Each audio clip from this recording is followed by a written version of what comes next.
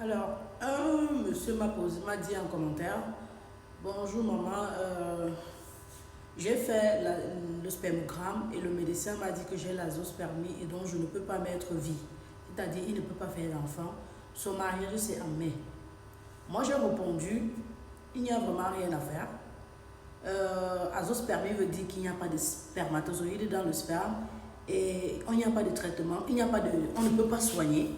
Du moins, je n'ai pas précisé comme ça, mais j'ai dit qu'il n'y a rien à faire. Et dans le deuxième paragraphe, j'ai ajouté en disant que, mais il y a la possibilité d'avoir recours aux dons de spermatozoïdes, aux dons de sperme anonymes d'une personne qu'on ne connaît pas. Et ça reste probablement votre secret entre ta femme et toi, mais tout compte fait, vous pouvez toujours être parent. Je n'ai pas mentionné l'adoption dans mes réponses. Après, à la suite de mon commentaire, je lui ai dit, c'est important que tu le dises à ta fiancée. Le mariage, c'est en mai, mais il faut que tu le lui dises et qu'elle soit préparée. Bon, je fais la vidéo, pourquoi? Parce que ma réponse a choqué beaucoup de personnes. Comment tu peux dire qu'on ne soigne pas? Je suis déçue de toi. Dieu n'a pas encore dit son dernier mot. On soigne ça à l'indigène. Mais il y a deux personnes qui ont posé qui ont dit deux choses qui m'ont intéressée. La première question était, est-ce que ça ne dépend pas du type obstructif ou non obstructif? Quelque chose comme ça, je vais expliquer. Ce que la dame voulait me demander, c'est, tu dis que l'azoospermie n'a pas de traitement. Est-ce que ce n'est pas que ça dépend de la cause? Et la cause peut être un blocage, ou alors la cause peut être un problème hormonal. Ça, c'était la question de la dame. Et qui est vrai? La dame a parfaitement raison. Effectivement, l'azoospermie peut avoir des causes. Donc, théoriquement, je devrais poser des questions à ce monsieur. Est-ce que pour déterminer les causes peuvent être les antibiotiques, les médicaments ou alors les narcotiques, c'est-à-dire en général certains médicaments qui sont toxiques. Ça peut être des pesticides, les radiations, c'est-à-dire en fonction du lieu de travail de ce monsieur. Ça peut être un truc obstructif comme tu as sécrété le sperme, mais ça ne quitte pas tes testicules les spermatozoïdes ne peuvent pas voyager parce qu'il y a un truc qui bloque.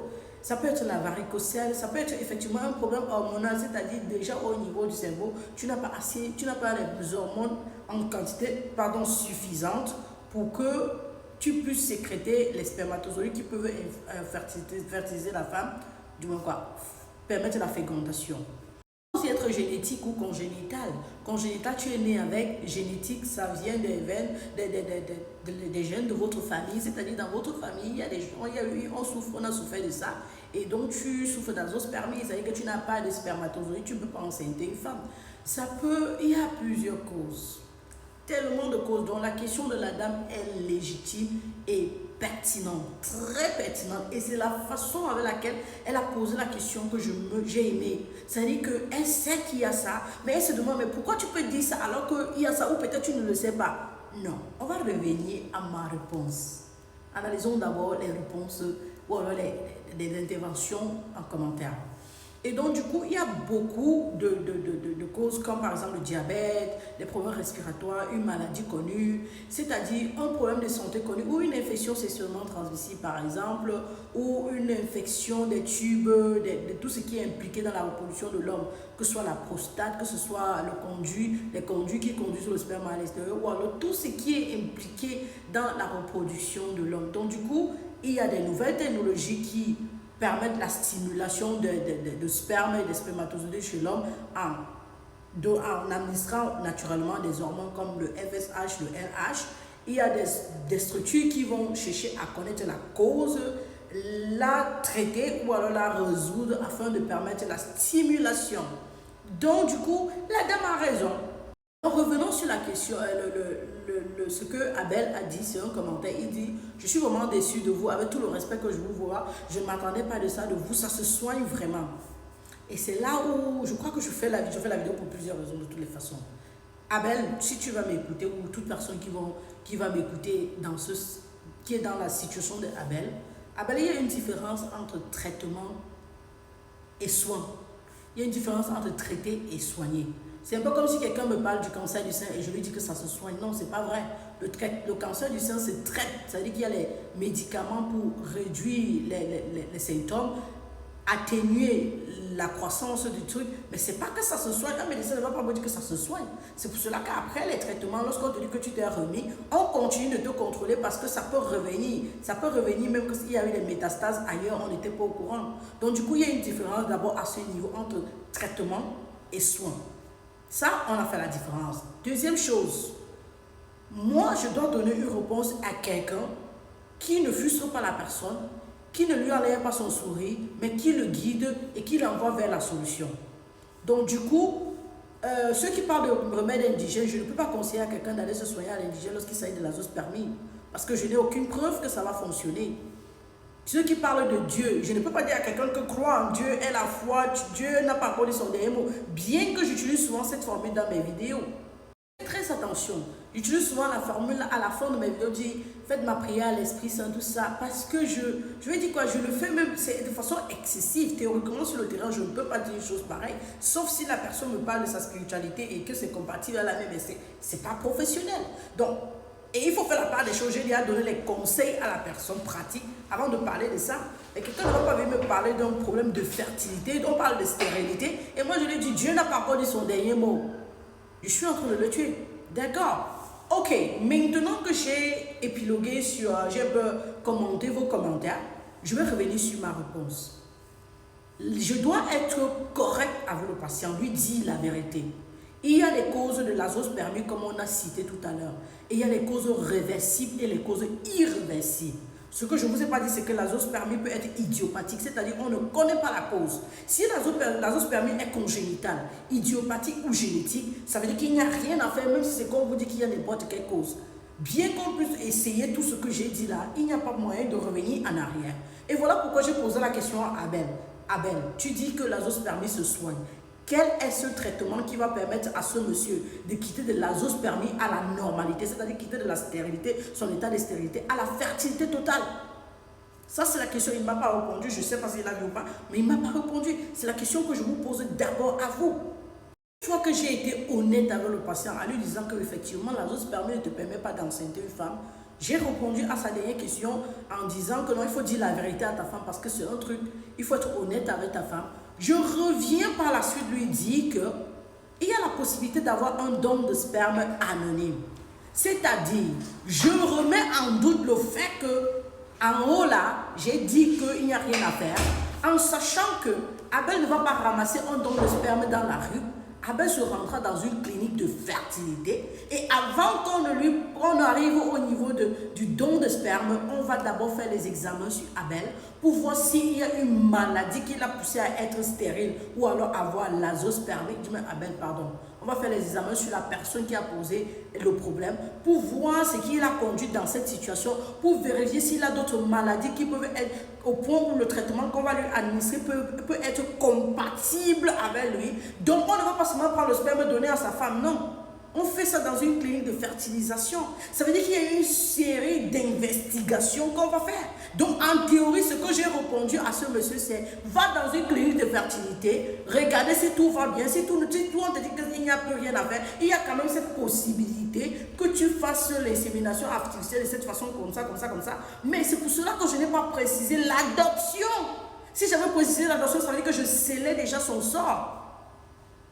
Je vous donne raison. Je donne raison à vos interventions, surtout les interventions raisonnées comme quoi il y a des traitements connus. D'accord. Je donne raison pourquoi? Parce que j'aurais dû préciser que c'est vrai qu'il y a des traitements. C'est pour cela que je fais la vidéo. Vos commentaires m'ont encore permis une fois de plus de comprendre que si je n'ai pas le temps pour poser ces questions-là aux patients ou alors de donner des solutions assez élaborées, de ne surtout pas répondre.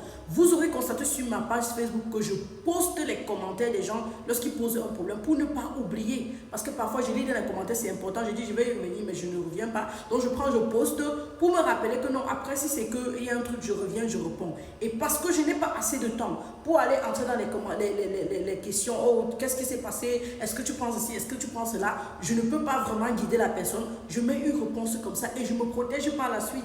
Donc lorsque j'ai dit, il y a les dons de sperme, j'ai envoyé ce monsieur dans une clinique de fertilité, mais vous m'avez aidé à voir mieux. Donc la prochaine fois, je vais rester encore plus cadré parce que c'est pour cela que j'ai retiré mon WhatsApp sur les réseaux sociaux et j'ai bloqué ma messagerie. Parce qu'on me posait des problèmes, je n'avais pas assez de temps pour répondre, je plaquais des réponses et ça peut ne pas se comprendre très bien parce qu'il s'agit de la santé. Il s'agit de la santé, il faut être méticuleux.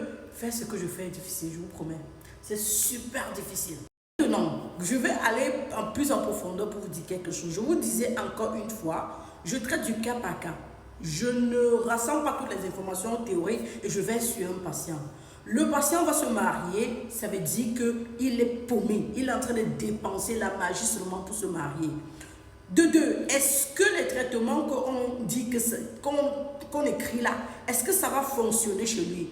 Est-ce qu'il a les moyens de se permettre de dépenser autant d'argent?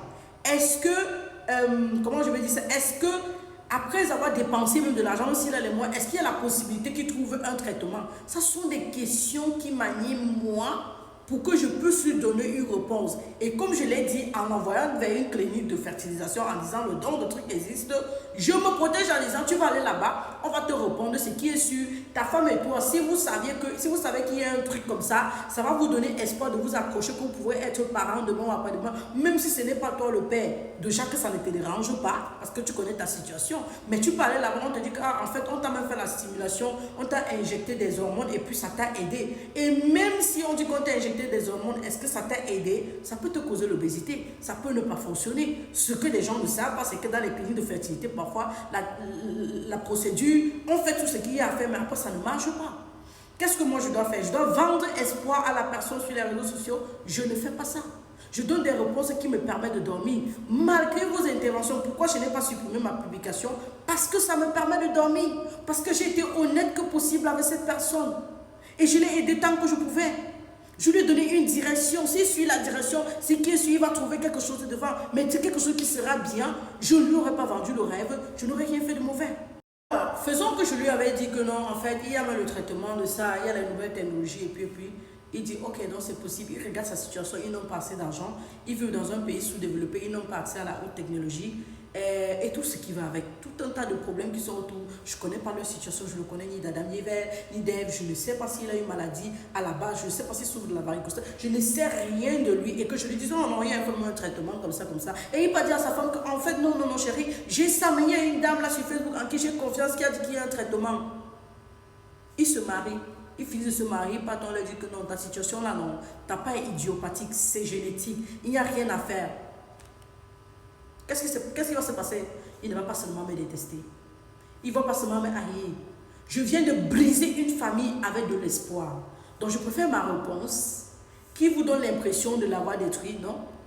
Il part ou il part, il arrive là-bas, on lui donne des réponses. Si les réponses sont favorisantes, qui sont en leur faveur, d'accord. Je dis merci à Dieu, mais je dors tranquille, j'ai la paix. Mais sinon, merci pour vos commentaires parce que ça fait que je vais répondre de moins en moins aux commentaires. Donc, surtout quand je n'ai pas le temps. Parce que quand tu n'as pas le temps, tu peux répondre de façon très rapide. Tu as la frétolosité qui va avec et puis tu n'aides pas les gens. Et je ne veux pas que les gens se sentent frustrés. D'accord? L'affaire de se soigner à l'indigène, là, pardonnez, arrêtez de vendre le rêve aux gens. C'est très difficile quand vous vendez un rêve pareil à quelqu'un. C'est très difficile et ça traumatise. Ça donne la santé 3.0 docteur, ça Thérèse infirmière. Cheers.